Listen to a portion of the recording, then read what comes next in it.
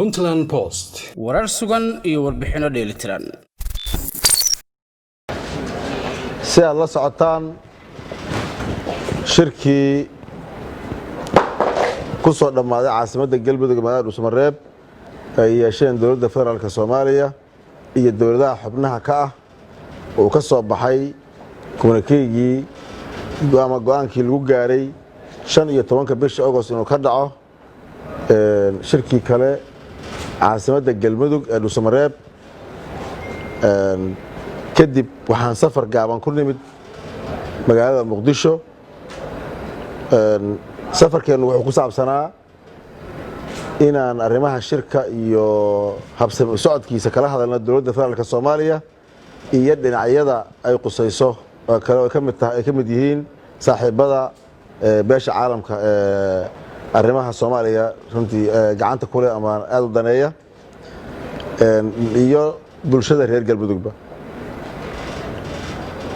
meel wanaagsan iyo si fiican bay nagu soo arrimahaas oo naga afgaranay shirkiina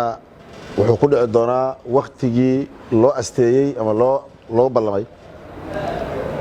waxaan u saarnay guddi qabanqaabo oo guddigii saddexaad ah oo qabanqaabada shirkan Dhuusamareeb 3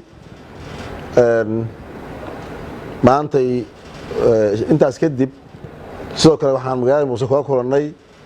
siyaasiyiinta ganacsatada bulshada qaybaheeda kala duwan reer galmudug oo aan kala hadalnay hawlaha ka socda galmudug dardargelintooda ugu horeyso arrimaha dekedda Hobyo iyo sidii go'aamadii lagu gaaray hore u socon lahaayeen dhammaan ilaahay fadligii meel fiican bay noo marayaan waxaan rajaynaynaa inay ka soo baxaan tallaabooyin horumar leh oo la jaan qaadaya go'aamadii iyo arrimihii aan ka soo hadalnay oo la socda intaas kadib maantay waxaan safar gaaban oo ku tagi doonaa ku bixi doonaa waddanka Turkiga hawlo shaqo waxaan ku maqnaan doonaa maalmo kooban haddii la yiraahdo muddadii ka horna waxaan tagi doonaa caasimadda galmudug ee Dhuusamareeb si aan shirkii iyo arrimihiisii halkii ay marayeen uga sii wadno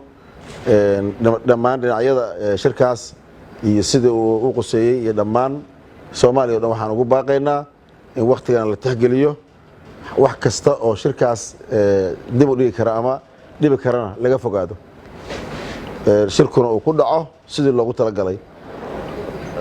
aad iyo aad baan uga mahadcelinaynaa intii ka soo qayb qaadatay iyo inta hadda u diyaarsan ay ka qayb qaadato waan mahadsantihiin. Assalaamu calaykum waraxmatullaahi wabarakaatuh.